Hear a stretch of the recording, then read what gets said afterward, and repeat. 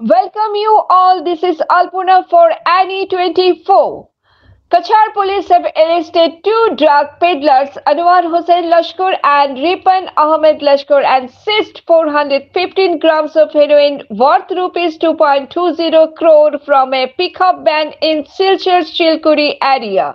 The police also recovered rupees 2 lakh in cash and 35 chop boxes containing the heroin.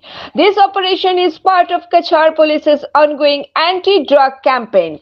For more news and updates, follow us on Facebook and subscribe our channel Annie 24. ড্ৰাগছৰ বিৰুদ্ধে আমাৰ যি অভিযান আছে অব্যাহত আছে আৰু এই অভিযান জিলাখনক ড্ৰাগছ মুক্ত কৰিব নোৱাৰলৈকে অভিযান চলি থাকিব।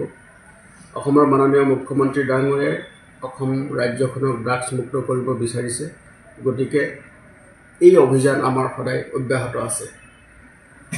এই অভিযানৰ এক বিশেষ অংশস্বৰূপে যোৱাকালি আবেলি আমাৰ এটা বিশেষ অভিযান চলিছিল আৰু সেই অভিযান কালত আমি সীমান্তৱৰ্তী অসম মিজোৰাম বৰ্ডাৰৰ পৰা আমি এটা অপাৰেশ্যন আৰম্ভ কৰিছিলোঁ ৰাতি, আৰু সেই অপাৰেশ্যনটোত পিছত আমি এটা গাড়ী শিলকুৰি অঞ্চলত শিলকুৰি পথত আমি এটা গাড়ীখন হ'ল বলেৰো পিকআপ ভান। গাড়ীখনৰ নাম্বাৰ হ'ল AS11CC 8697। এই গাড়ীখন আমি শিলকুৰি ৰোডত আমি ইণ্টাৰচেপ্ট কৰোঁ।